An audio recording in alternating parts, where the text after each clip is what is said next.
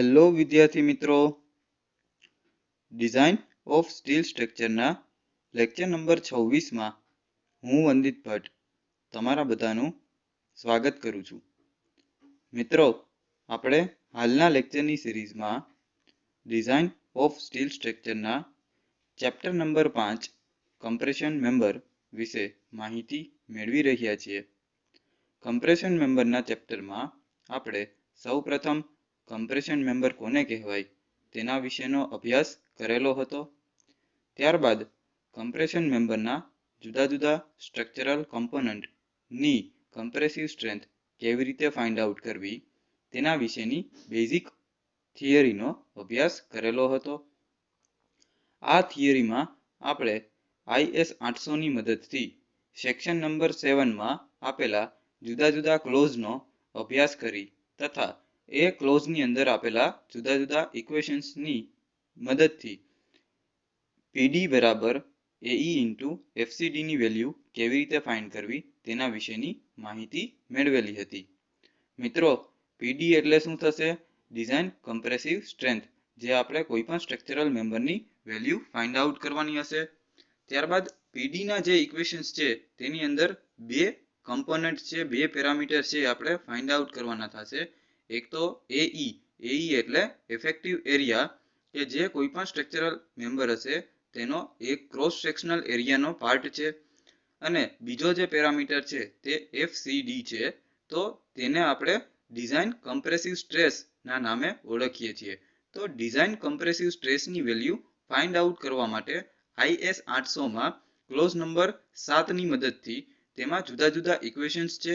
આ ઇક્વેશન્સમાં જુદા જુદા પેરામીટરની વેલ્યુ મૂકી અને તે દરેકે દરેક પેરામીટરનું મૂલ્ય ફાઇન્ડ આઉટ કરી અને લાસ્ટમાં આપણે પીડીની વેલ્યુ ફાઇન્ડ આઉટ કરીએ છીએ.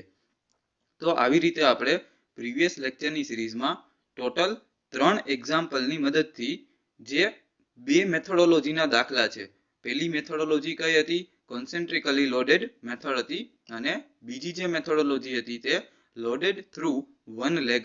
આવી રીતે આપણે બંને મેથોડોલોજીના અભ્યાસક્રમ કરેલો હતો. તો આજના લેક્ચરમાં આપણે example of design strength of compression member વિશે માહિતી મેળવીશું. સૌપ્રથમ આપણે જોઈએ કે કોલમ છે તેની એન્ડ કન્ડિશન્સ છે, તો તેના આધારે આપણે ઇફેક્ટિવ લેન્થ KL નું મૂલ્ય છે એ કેવી રીતે ફાઇન્ડ આઉટ કરીશું.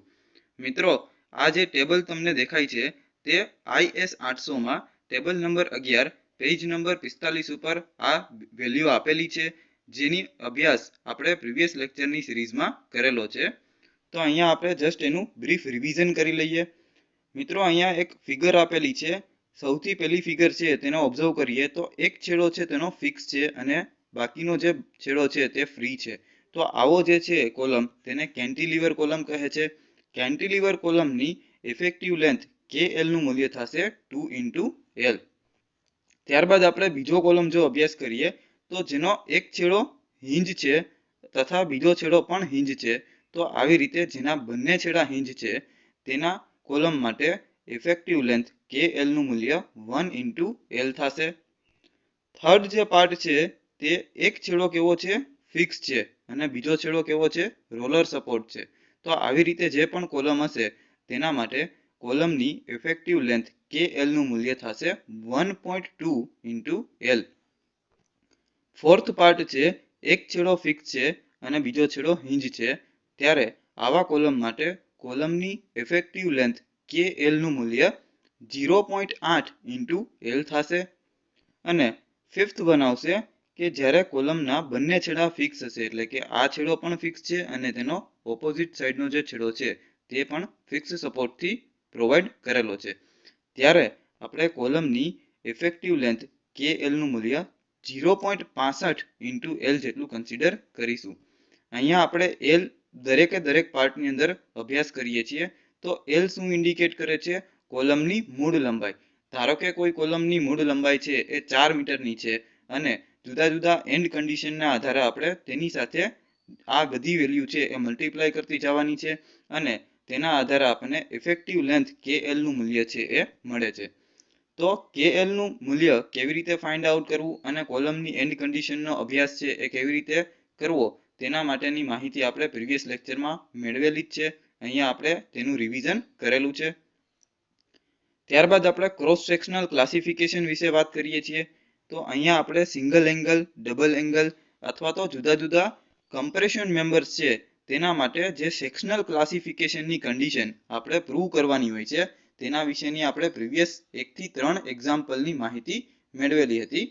તો એમાં આપણે B/T, D/T અને B+D/T આવી રીતે આપણે 3 જે પેરામીટર ફાઇન્ડ આઉટ કરતા હતા, જ્યાં B/T જે 15.7 ઇન્ટુ એપ્સિલોન જેટલી વેલ્યુ આવતી હતી, D/T માં પણ 15.7 ઇન્ટુ એપ્સિલોન જેટલો ક્રાઇટેરિયા હતો, તથા B+D/T જેમાં 25 ઇન્ટુ એપ્સિલોન જેટલી વેલ્યુ છે તે કન્સિડર કરવાની હશે. તો આ જે 3 પેરામીટર છે તેના કરતા કોઈ પણ ક્રોસ સેક્શનલ ક્લાસિફિકેશનની વેલ્યુ છે એ વધવી ના જોઈએ, તેની આપણે ખાસ ધ્યાન રાખવું પડે છે. તો મિત્રો આજના જે એક્ઝામ્પલ છે તેમાં આપણે અહીંયા જો આ જે વેલ્યુ છે કોઈ પણ એક પેરામીટરની વેલ્યુ છે એ આની ક્રાઇટેરિયાની વેલ્યુ કરતા વધી જશે ત્યારે આપણે તેને સેમી કોમ્પેક્ટમાં કન્સિડર નહીં કરી શકીએ. તો આવા સમયે આપણે દાખલાની ગણતરી કેવી રીતે કરી શકાય તેના વિશેની આપણે આજે માહિતી મેળવીશું. અત્યાર સુધીના જે 1 થી 3 એક્ઝામ્પલ હતા તેમાં આપણે સેક્શનલ ક્લાસિફિકેશન્સ છે એ 15.7, 15.7 અને 25 ઇન્ટુ એપ્સિલોન આવી રીતે જે આ 3 ક્રાઇટેરિયા છે તેમાં બંધ બેસતી હતી બધી વેલ્યુ.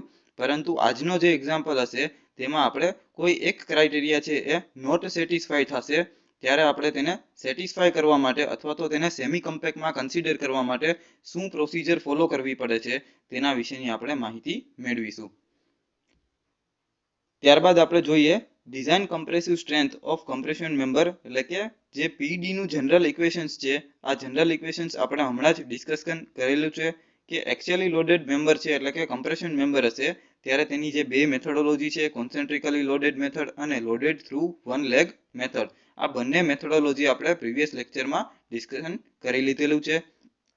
કોન્સેન્ટ્રિકલી લોડેડ મેથડનો દાખલો છે એ કેવી રીતે કાઉન્ટ કરવાનો થશે અને લોડેડ થ્રુ વન લેગ છે તેનો દાખલો છે તેમાં effective slenderness ratio lambda E ની વેલ્યુ છે એ કેવી રીતે ફાઇન્ડ આઉટ કરવી તેના વિશેની આપણે માહિતી મેળવેલી હતી.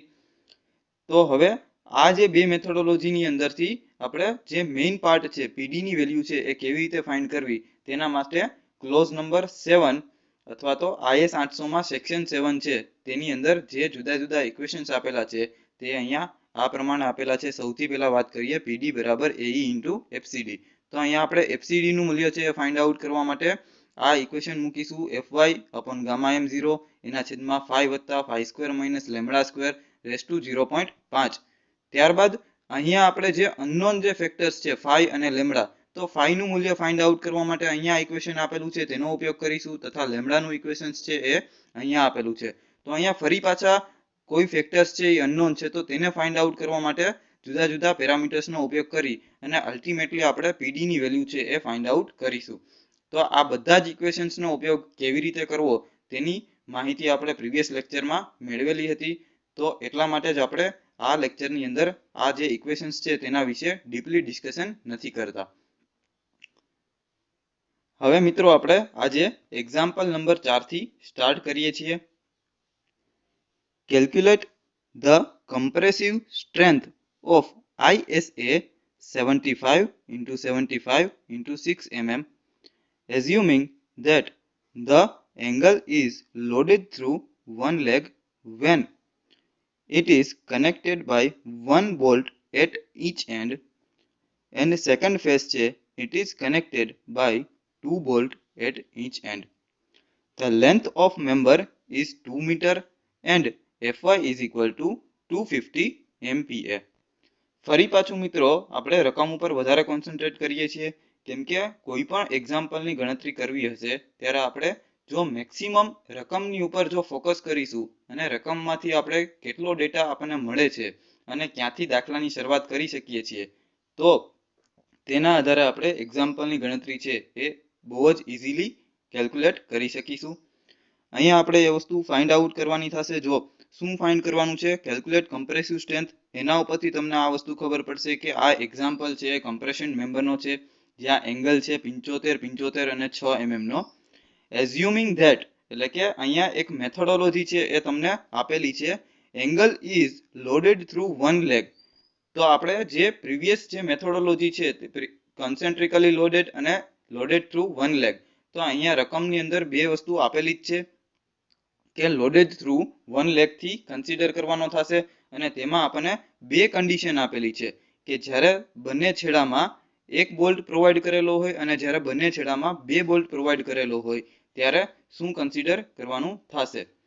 તો આના ઉપરથી આપણે દાખલાની ગણતરી છે એ કેવી રીતે કરી શકીએ, તો સોલ્યુશનની ડિરેક્શનમાં આપણે જઈએ. સૌથી પહેલા જોઈએ for single ISA 75, 75 and 6 mm. તેના માટે ગ્રોસ એરિયા AG ની વેલ્યુ છે એ કેટલી આવે છે, 866 mm² જેટલી વેલ્યુ આવે છે અને R મિનિમમ બરાબર RUU અને RVV. તો આવી રીતે આપણી પાસે બે કોલમ હશે સ્ટીલ ટેબલની અંદર, તો તેમાંથી જેની વેલ્યુ પણ નાની હશે તેને આપણે R મિનિમમની વેલ્યુ તરીકે કન્સિડર કરીએ છીએ. અહીંયા આપણે RUU અને RVV માંથી નાની વેલ્યુ છે એ RVV ની આવે છે, એટલે કે 14.6 mm જેટલી કન્સિડર કરવાની થશે. આ બંને વેલ્યુ છે એટલે કે ISA 75, 75 અને 6 માં જે ગ્રોસ એરિયા છે 866 mm² અને R મિનિમમ બરાબર 14.6 mm, તે બંને વેલ્યુ આપણે સ્ટીલ ટેબલમાંથી કન્સિડર કરેલી છે. ત્યારબાદ વાત કરીએ સેક્શનલ ક્લાસિફિકેશનની, તો કે B/T, D/T અને B+D/T. આ ત્રણ જે પેરામીટર છે આપણે IS 800 માં ટેબલ નંબર 2 પેજ નંબર 18 ઉપર ડિસ્કશન કરેલું જ છે. તો અહીંયા આપણે સૌપ્રથમ જોઈએ B/T. B ની વેલ્યુ કેટલી છે 75, એના છેદમાં થિકનેસ કેટલી છે 6, તો 12.5 જેટલી વેલ્યુ આવે છે જે 15.7 ઇન્ટુ એપ્સિલોન કરતા નાની છે. એટલે ફર્સ્ટ ક્રાઇટેરિયા છે એમાં આપણે ફૂલફિલ થઈએ છીએ. ત્યારબાદ D/T માટે 75 છે, ડેપ્થ પણ કેટલી છે 75 છે અને થિકનેસ છે એ કેટલી છે 6 છે, તો 12.5 અગેન આવશે. તો તે પણ 15.7 ઇન્ટુ એપ્સિલોન કરતા નાના છે, એટલે બીજો ક્રાઇટેરિયા પણ ફૂલફિલ થશે. થર્ડ જે પાર્ટ છે B+D/T, એટલે 75 વત્તા 75 ડિવાઈડ બાય 6 એટલે 25 આવશે, જે અગેન 25 ઇન્ટુ એપ્સિલોન કરતા નાના અથવા તો ઇક્વલ છે, તો એ ક્રાઇટેરિયા પણ ફૂલફિલ થાય છે. તો અહીંયા આના આધારે આપણે એક સ્ટેટમેન્ટ છે એ દઈ શકીએ છીએ. Since all three criteria is satisfied, the section is semi-compact. For semi-compact section, the gross area is taken as effective area. એટલે કે AG બરાબર AE આપણે કન્સિડર કરી શકીએ છીએ. જે AG ની વેલ્યુ આપણે સ્ટીલ ટેબલમાંથી કેટલી કન્સિડર કરેલી હતી 866 mm², તો એના બરાબર જ આપણે ઇફેક્ટિવ એરિયા AE બરાબર કન્સિડર કરી શકીએ, એટલે AE બરાબર 866 mm² કન્સિડર કરવાનું થશે. ત્યારબાદ અહીંયા આપણે એક રકમમાં એ વસ્તુ આપેલી છે કે દાખલો છે એ લોડેડ થ્રુ વન લેગ મેથોડોલોજીથી કાઉન્ટ કરવાનો થશે. તો તેના માટે આપણે IS 800 માં જે ક્લોઝ નંબર છે તેની મેથડ છે તેને સમજવી પડશે. Since the angle is loaded through one leg, the design compressive strength is calculated by using equivalent slenderness ratio lambda E as per IS 800 clause number 7.5.1.2 which is given in page number 48. એટલે કે page number 48 ઉપર close number 7.5.1.2 જેની અંદર આપેલું છે. તો એ શું છે તેના માટે આપણે હવે ડિસ્કશન કરીએ. અહીંયા આપણે equivalent slenderness ratio lambda E ની વેલ્યુ છે એ કેવી રીતે ફાઇન્ડ આઉટ કરીએ તે હવે સમજવાની કોશિશ કરીએ. મિત્રો આપણે 7.5.1.2 IS 800 2007 ની અંદર જે એક ક્લોઝ આપેલો છે તેનો ફોટોગ્રાફ છે અહીંયા મૂકેલો છે. લોડિંગ થ્રુ વન લેગ છે તેના માટે શું છે, તો સૌથી પહેલા effective slenderness ratio lambda E ની વેલ્યુ છે તેનું ઇક્વેશન છે વર્ગમૂળમાં K1 વત્તા K2 ઇન્ટુ લેમ્બડા VV નો સ્ક્વેર વત્તા K3 ઇન્ટુ લેમ્બડા ફાઈ નો સ્ક્વેર.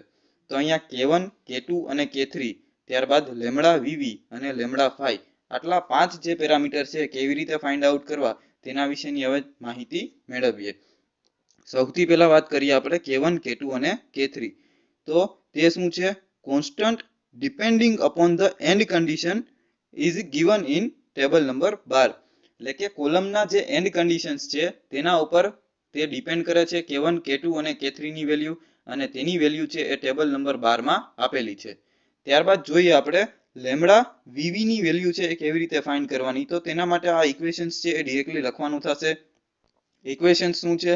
લેમ્ડા વીવી બરાબર L અપોન આર વીવી એના છેદમાં એપ્સિલોન ઇન્ટુ પાઈ સ્ક્વેર ઈ અપોન 250. તો તેવી રીતે લેમ્ડા ફાઈ નું જે ઇક્વેશન છે તેનું શું મૂલ્ય થશે? તો કે B1 વત્તા B2 એના છેદમાં 2 ઇન્ટુ ટી એના છેદમાં એપ્સિલોન ઇન્ટુ વર્ગમૂળમાં પાઈ સ્ક્વેર ઈ અપોન 250. તો આવી રીતે આ બંને વેલ્યુ છે એ મળી જશે. હવે મેઇન જે વાત છે K1 K2 અને K3 છે એ કેવી રીતે ફાઇન્ડ આઉટ કરવા. તો મિત્રો અહીંયા આપણે ટેબલ નંબર 12 છે એ કન્સિડર કરીએ છીએ. અહીંયા બે કોલમ આપેલા છે. એક કોલમ છે તેની અંદર નંબર ઓફ બોલ્ટ ની વેલ્યુ આપેલી છે. 2 બોલ્ટ અથવા તો 2 કરતા વધારે બોલ્ટ પ્રોવાઈડ કરેલા હોય ત્યારે, અને 1 બોલ્ટ પ્રોવાઈડ કરેલો હોય ત્યારે. ત્યારબાદ અહીંયા એન્ડ કન્ડિશન આપેલી છે. ફિક્સ્ડ અથવા તો હિંજ કન્ડિશન છે. અહીંયા પણ ફિક્સ અને હિંજ કન્ડિશન છે. એટલે એનો મતલબ શું થયો કે જ્યારે 2 બોલ્ટ આપેલા છે ત્યારે પણ એન્ડ કન્ડિશન ફિક્સ અને હિંજ માટે K1 K2 અને K3 ની વેલ્યુ છે એ કઈ કન્સિડર કરવાની, અને જ્યારે 1 બોલ્ટ પ્રોવાઈડ કરેલો છે અને ફિક્સ અને હિંજ આપેલી છે ત્યારે K1 K2 અને K3 ની વેલ્યુ છે એ કેટલી પ્રોવાઈડ કરવાની તે અહીંયા આપણને વેલ્યુ આપેલી છે. તો આવી રીતે આપણે K1 K2 અને K3 ની વેલ્યુ કેવી રીતે ફાઇન્ડ કરવી તેના વિશેની માહિતી મેળવ્યા બાદ હવે આપણે લેમ્ડા ઈ જે ઇક્વિવેલન્ટ સ્લેન્ડરનેસ રેશિયો કેવી રીતે ફાઇન્ડ કરવો તેના વિશેની માહિતી મેળવીએ. લેમ્ડા ઈ બરાબર જે ઇક્વેશન્સ છે કે વર્ગમૂળમાં K1 વત્તા K2 ઇન્ટુ લેમ્ડા વીવી નો સ્ક્વેર વત્તા K3 ઇન્ટુ લેમ્ડા ફાઈ નો સ્ક્વેર, અને આ વેલ્યુ ક્યાં આપેલી છે? IS 800 table number 12 page number 48. તો સૌથી પહેલા આપણે K1 K2 અને K3 ની વેલ્યુ છે કેવી રીતે ફાઇન્ડ કરી શકાય? તો કે આના માટે આપણે દાખલાની અંદર જો એક પણ એન્ડ કન્ડિશન્સ છે આપણને આપેલી નથી, તો અહીંયા આપણે ફિક્સ્ડ એન્ડ કન્ડિશન છે આપણે એઝ્યુમ કરીએ છીએ, અને 1 બોલ્ટ છે એ બંને છેડા ઉપર લાગેલા છે. ત્યારે માટે K1 ની વેલ્યુ કેટલી આવશે? 0.75. 0.35 K2 અને K3 છે એ કેટલું આવશે? 20 જેટલી વેલ્યુ આવે છે. તો આવી રીતે આપણે K1 K2 અને K3 ની વેલ્યુ છે એ ફાઇન્ડ કરી લીધી. હવે L બરાબર શું થશે? તો કે centre to centre length of the member એ કેટલું આપેલું છે? રકમમાં 2 મીટર આપેલું છે. તો 2 મીટરને આપણે 2000 mm માં કન્વર્ટ કરી શકીએ. તો લેમ્ડા વીવી બરાબર L અપોન આર વીવી એના છેદમાં એપ્સિલોન વર્ગમૂળમાં pi square E upon 250 is equal to 2000 ના છેદમાં 14.6 1 વર્ગમૂળમાં પાઈ સ્ક્વેર ઈ ની વેલ્યુ 2 ગુણ્યા 10 ની 5 ઘાત 250 જેટલું કન્સિડર કરી, અને ત્યારબાદ બંનેનો રેશિયો કેટલો આવે છે? 136.98 એના છેદમાં 88.86. તો આવી રીતે લેમ્ડા વીવી ની વેલ્યુ કેટલી આવશે? 1.54 જેટલી આવશે. અને લેમ્ડા ફાઈ ની વેલ્યુ ફાઇન્ડ કરીએ. B1 વત્તા B2 એના છેદમાં 2 ઇન્ટુ ટી એના છેદમાં એપ્સિલોન વર્ગમૂળમાં પાઈ સ્ક્વેર ઈ અપોન 250. તો B1 ની વેલ્યુ પણ 75 છે, B2 ની વેલ્યુ પણ 75 છે. એના છેદમાં 2 ઇન્ટુ ટી એટલે ટી ની વેલ્યુ કેટલી છે? થિકનેસ 6 mm છે, તો 2 ઇન્ટુ 6 આવશે. ડિવાઈડ બાય એપ્સિલોન વર્ગમૂળમાં પાઈ સ્ક્વેર ઈ અપોન 250 ની જે વેલ્યુ આવે છે 88.86. તો આવી રીતે 12.5 એના છેદમાં 88.86 આ બંનેનો રેશિયો લેશું એટલે લેમ્ડા ફાઈ ની વેલ્યુ મળે છે 0.141. તો આપણે K1 K2 K3 lambda VV અને લેમ્ડા ફાઈ આ 5 પેરામીટરની વેલ્યુ ફાઇન્ડ કરી અને લેમ્ડા ઈ ના ઇક્વેશનમાં મૂકીશું એટલે ઇક્વિવેલન્ટ સ્લેન્ડરનેસ રેશિયોની વેલ્યુ છે એ મળી જશે. તો ઇક્વિવેલન્ટ સ્લેન્ડરનેસ રેશિયોની વેલ્યુ છે એ કેટલી આવે છે? 1.406. ત્યારબાદ જે આપણી રૂટીન જે મેથોડોલોજી છે જે એક ક્લોઝ નંબર 7 ની અંદર આપેલી છે, IS 800 માં જે ડિસ્કશન કરેલું છે તે પ્રમાણે જ આપણે ગણતરી કરવાની છે. ખાલી લેમ્ડાની વેલ્યુ છે એ જ ફાઇન્ડ આઉટ કરતા એની મેથોડોલોજી છે એ થોડી ડિફરન્ટ થાય છે. કોન્સેન્ટ્રિકલી લોડેડ મેથડ અને loaded through one leg method છે તેમાં લેમ્ડા અને લેમ્ડા ઈ ની વેલ્યુ છે એ જ ડિફરન્ટ પાર્ટ છે. તો એ કેવી રીતે ફાઇન્ડ કરવો તેનો અભ્યાસ આપણે કરી લીધો છે. ત્યારબાદ જે મેઇન ફેક્ટર છે ઇમ્પરફેક્શન ફેક્ટર આલ્ફા, તો તેના માટે આપણે ટેબલ નંબર 7 પેજ નંબર 35 ઉપર જે વેલ્યુ આપેલી છે કે કમ્પ્રેશન મેમ્બર છે તેના માટે બકલિંગ ક્લાસ સી કન્સિડર કરવાનો થશે અને સી ક્લાસ માટે આલ્ફાની વેલ્યુ છે એ 0.49 છે. તો હવે કમ્પ્રેશન મેમ્બર છે એ બકલિંગ ક્લાસ સી ક્યાંથી કન્સિડર કરવાનો, તો તેના માટે આપણે ટેબલ 10 છે અભ્યાસ કરવું પડે. ટેબલ નંબર 10 ની અંદર એ વસ્તુ આપેલી છે કે જ્યારે પણ કોઈ પણ મેમ્બર છે એ કમ્પ્રેશન મેમ્બરમાં એંગલ સેક્શન કન્સિડર કરવાનો થશે ત્યારે તેની બકલિંગ ક્લાસ છે એ સી કન્સિડર કરવાનો થશે અને સી ક્લાસ માટે આલ્ફાનું મૂલ્ય કેટલું આવે છે 0.49. તો આવી રીતે આપણે આલ્ફાનું મૂલ્ય છે એ મેળવી લીધું. ત્યારબાદ ફાઈનું મૂલ્ય છે 0.5 કૌંસમાં 1 પ્લસ આલ્ફા કૌંસમાં લેમ્બડા માઇનસ 0.2 વત્તા લેમ્બડાનો સ્ક્વેર. તો આવી રીતે આપણે ફાઈનું મૂલ્ય 1.784 આવી રીતે ફાઈનું મૂલ્ય છે એ ફાઇન્ડ કરી લીધું છે. ત્યારબાદ સ્ટ્રેસ રિડક્શન ફેક્ટર સાઈ ની વેલ્યુ છે એ ફાઇન્ડ કરતા શીખીએ. સાઈ ઇઝ ઇક્વલ ટુ 1/5 વત્તા phi square minus lambda square raise to 0.5. તો આ બંનેની મૂલ્ય છે આપણી પાસે છે ફાઈ અને લેમ્બડા. તો એ વેલ્યુ મૂકી દેશું એટલે અલ્ટિમેટલી સ્ટ્રેસ રિડક્શન ફેક્ટર સાઈનું મૂલ્ય કેટલું આવે છે 0.347 અને તે વેલ્યુ છે આપણે finally design compressive stress FCD ના પાર્ટમાં મૂકી દેશું. FCD બરાબર શું થશે psi into FY upon gamma M0. તો સાઈનું મૂલ્ય આપણને શું મળ્યું 0.347 એને ગુણ્યા 250 એના છેદમાં ગામા M0 1.10 એટલે FCD નું મૂલ્ય કેટલું આવે છે 78.86 ન્યૂટન પર mm². અને FCD ના મૂલ્યનો ઉપયોગ કરી અને ફાઇનલી આપણે ડિઝાઇન કમ્પ્રેસિવ સ્ટ્રેન્થ PD નું મૂલ્ય છે એ ફાઇન્ડ આઉટ કરી શકીએ છીએ. PD બરાબર AE ઇન્ટુ FCD 866 ગુણ્યા 78.86 ઇઝ ઇક્વલ ટુ 68.29 કિલોન્યુટન જેટલો લોડ છે એ રેઝિસ્ટ કરી શકે છે. PD બરાબર 68.29 કિલોન્યુટન જેટલી વેલ્યુ આવે છે. તો હવે આપણે એક્ઝામ્પલ નંબર 5 છે એ ફાઇન્ડ આઉટ કરીએ છીએ. A double angle discontinuous strut consists 2 ISA 80 into 80 into 6 mm placed on the same side of gusset plate and torque bolt. The length of member is 3 meter. Between the intersection, determine compressive capacity of the member. Assume grade FE is equal to 410 and FY is equal to 250 MPa. Strut is hinged at both ends. તો મિત્રો આપણને રકમ ઉપરથી કેટલી માહિતી મળે છે? સૌથી પહેલા તો આપણને ડબલ એંગલ આપેલા છે. જે સિંગલ એંગલ અત્યાર સુધીના જે એક્ઝામ્પલની ગણતરી કરી તેમાં આપણે સિંગલ એંગલની ગણતરી કેવી રીતે કરવી તેના માટેની માહિતી મેળવેલી હતી. હવે આ એક્ઝામ્પલમાં ડબલ એંગલ આપેલા છે. એની મૂલ્ય છે એ કેટલું છે તો કે 80 ગુણ્યા 80 ગુણ્યા 6 mm.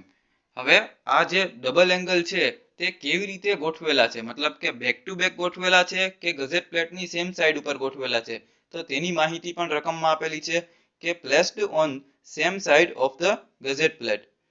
The length of member એટલે કે L નું મૂલ્ય છે એ 3 મીટર આપેલું છે. ડિટરમાઇન કમ્પ્રેસિવ કેપેસિટી એટલે કે આ દાખલો છે એ કમ્પ્રેશન મેમ્બરનો થશે તેવી રીતે આપણને માહિતી મળે છે. FY બરાબર 250 છે અને બંને છેડા છે કેવા છે હિંજ છે. તો આટલી માહિતી આપણને રકમ ઉપરથી મળે છે. હવે અહીંયા થોડો અભ્યાસ છે એ ડીપલી કરવાનો થશે. અહીંયા મેં તમને જ્યારે લેક્ચરની શરૂઆત કરતો હતો ત્યારે મેં તમને એ વસ્તુ કીધેલી હતી કે આપણે સેક્શનલ ક્લાસિફિકેશનમાં જો કોઈ એક ક્રાઇટેરિયા છે એ સેટિસ્ફાય ન થાય ત્યારે આપણે તેની ગણતરી છે કેવી રીતે કરી શકીએ તેના વિશેની માહિતી મેળવીએ. તો સૌથી પહેલા સોલ્યુશનની ડિરેક્શનમાં આપણે એક સ્ટેટમેન્ટ આપવું પડે છે.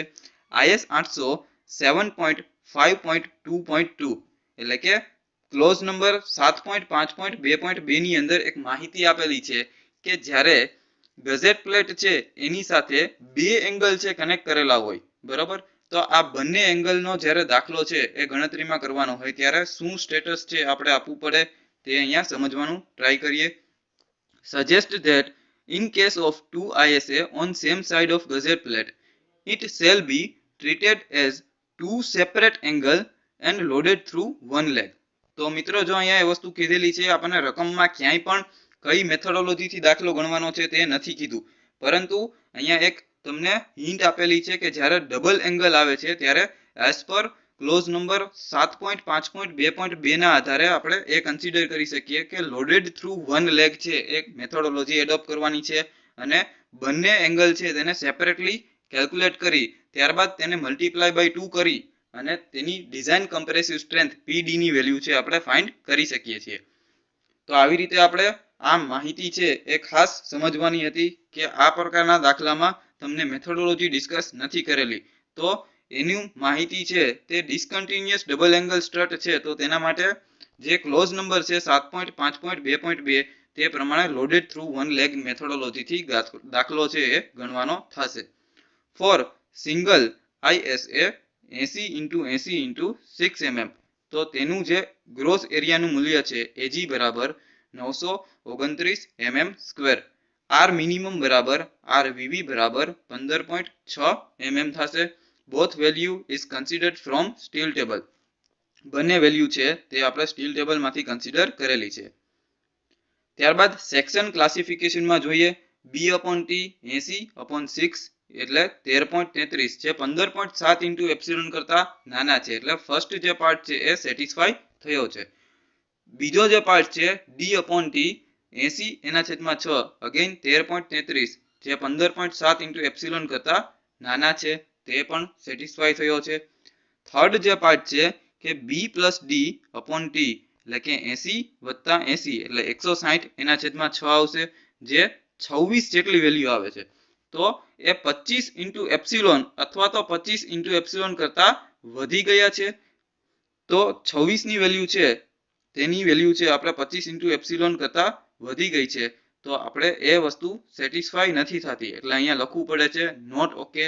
અને આ પાર્ટ છે એ કેવો છે સ્લેન્ડર છે. એટલે સેક્શનલ ક્લાસિફિકેશનની જો માહિતી જો તમને યાદ આવતી હોય તો આપણે 3 પાર્ટ છે એ ક્લોઝની અંદર આપેલા છે. સૌથી પહેલો પ્લાસ્ટિક હતો, પછી બીજો કમ્પેક્ટ હતો અને ત્રીજો સેમી કમ્પેક્ટ હતો. આ 3 માંથી કોઈ પણ પાર્ટ આવે છે ત્યારે આપણે દાખલો છે એ ગણતરી કરી શકીએ છીએ. પરંતુ જ્યારે સ્લેન્ડર આવે છે મતલબ કે એ ફેલિયર મોડ છે. સ્લેન્ડર એટલે શું થશે એ કમ્પ્રેશન મેમ્બર છે એ રેઝિસ્ટ કરવા લોડ રેઝિસ્ટ કરવા માટે કેપેબલ નથી. તો અહીંયા એ પાર્ટ છે એ ખૂબ સમજવો પડશે. તેના દાખલાની ગણતરી છે હવે સ્લેન્ડર આવે છે તો તેના માટે આપણે શું ક્રાઇટેરિયા ચેન્જીસ કરવા પડે તે સમજવાનું થશે. Since all 3 criteria are not satisfied effective cross sectional area is to be used. એટલે કે અહીંયા આપણે મિત્રો જે સ્ટીલ ટેબલમાંથી આપણે 929 mm² જેટલી વેલ્યુ છે એ શું છે ગ્રોસ એરિયા છે એટલે કે AG ની વેલ્યુ છે. તો AG ની વેલ્યુ છે એ કોના ઉપરથી આવી તો કે 80 × 80 × 6 mm. આ જે વેલ્યુ છે તેની જે મલ્ટીપ્લિકેશન કર્યું એટલે આપણને શું મળ્યું 929 mm² જેટલી વેલ્યુ મળી ગ્રોસ એરિયા. તો આ ગ્રોસ એરિયા છે આપણે યુઝ નહીં કરી શકીએ. તો ગ્રોસ એરિયામાંથી આપણે ઇફેક્ટિવ એરિયા AE ની વેલ્યુ છે કેવી રીતે ફાઇન્ડ આઉટ કરવી B+D/T = 24 × એપ્સિલોન.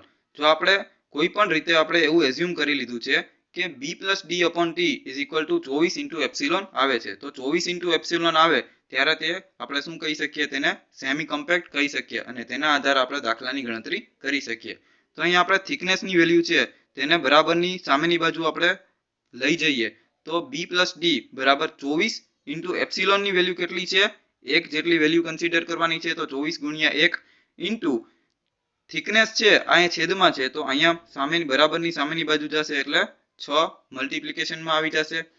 ત્યારબાદ આપણે ઇફેક્ટિવ એરિયા છે એ ફાઇન્ડ આઉટ કરવાની એક મેથોડોલોજી છે એક ઇક્વેશન્સ છે એ આપણે યાદ રાખવું પડે છે કે જ્યારે પણ ગ્રોસ એરિયામાંથી ઇફેક્ટિવ એરિયા છે એ ફાઇન્ડ આઉટ કરવો છે તો તેનું મેથોડોલોજી શું છે તે સમજવાની કોશિશ કરીએ કે B+D - T × T આવી રીતે આપણે AE નું મૂલ્ય છે એ ફાઇન્ડ આઉટ કરી શકીએ. તો B+D નું જે વેલ્યુ આવે છે એ કેટલી આવે છે તો કે જો અહીંયા આપણે મલ્ટીપ્લિકેશનમાં આ વેલ્યુ મૂકી દઈએ 24 એને ગુણ્યા 6 કરીશું એટલે કેટલી આવશે 144 જેટલી વેલ્યુ આવશે. એટલે B+D ની જે વેલ્યુ આવી કેટલી આવી 144. તો એમાંથી થિકનેસ છે 6 mm બાદ કરીએ અને એને ગુણ્યા ફરી પાછું થિકનેસ 6 mm કન્સિડર કરીએ એટલે આપણને જે વેલ્યુ આવે છે એ ઇફેક્ટિવ એરિયાની વેલ્યુ મળે છે AE નું મૂલ્ય મળે છે 828 mm². તો અહીંયા આપણને 929 mm² જેટલી વેલ્યુ હતી ગ્રોસ એરિયા, જેમાંથી આપણે રિડ્યુસ કરી અને 828 mm² જેટલી વેલ્યુ કન્સિડર કરી. હવે આપણે એક ક્રાઇટેરિયા છે ફરી પાછો ચેક કરવો પડે છે કે જે નોટ ઓકે હતું તે ઓકે થાય છે કે નહીં. તો તેના માટે અહીંયા આપણે જોઈએ b = d 144/2 એટલે 72 mm બંને લેગની લંબાઈ છે કન્સિડર કરી છે. તો ઇનઇફેક્ટિવ વિડ્થ કેટલી છે? 80 mm હતી ઓરિજિનલ, એમાંથી આપણે 72 mm કરી એટલે 8 mm નો જે ગેપ છે એ આવ્યો. તો હવે આપણે એ વસ્તુ સમજવાની કોશિશ કરીએ. થર્ડ જે પાર્ટ છે b + d/t, b ની વેલ્યુ કેટલી છે 72 વત્તા d ની વેલ્યુ પણ 72 છે, એના છેદમાં 6 કરીશું એટલે 24 જેટલી વેલ્યુ આવે છે, જે 25 × એપ્સિલોન કરતા નાની વેલ્યુ આવે છે. એટલા માટે હવે આપણે એવું કહી શકીએ કે આ જે ત્રણ પાર્ટ છે એ સેટિસ્ફાય થાય છે. તો હવે આપણે દાખલાની ગણતરી છે એ રૂટીન મુજબ કરી શકીએ. અહીંયા આપણે ઇક્વિવેલન્ટ સ્લેન્ડરનેસ રેશિયો કન્સિડર કરવો પડે છે.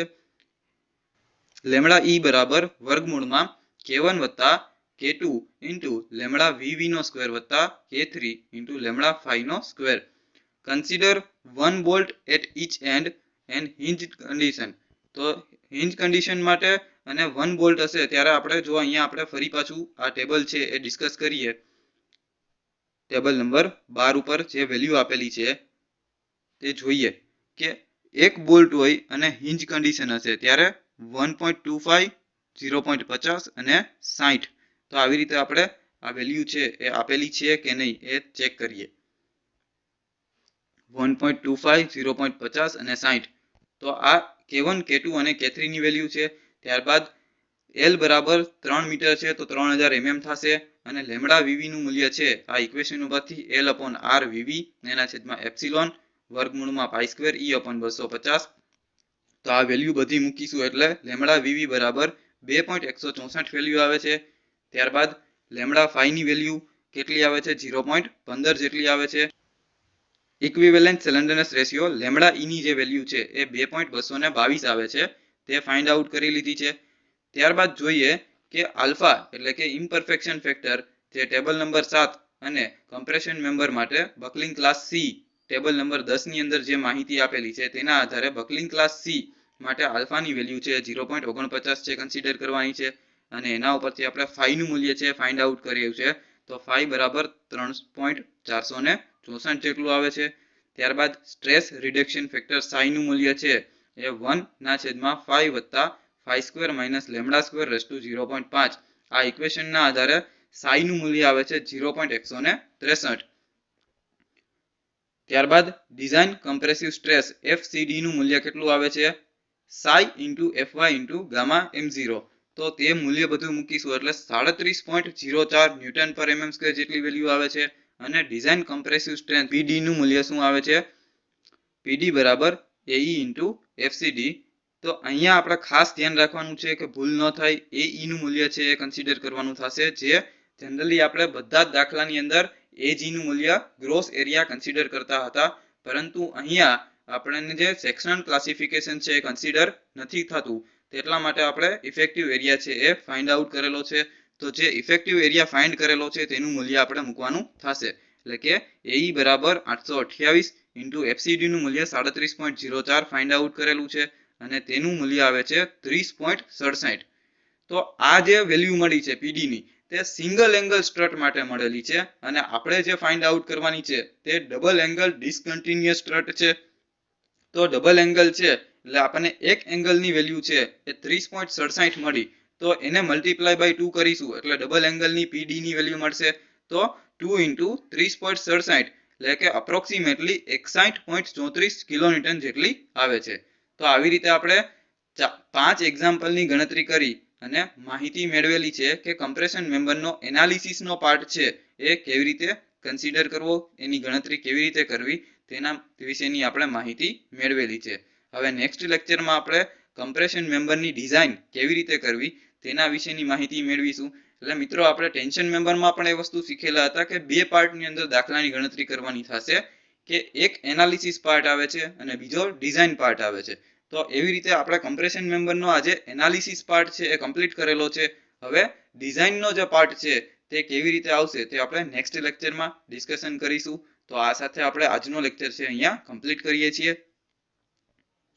Thank you so much.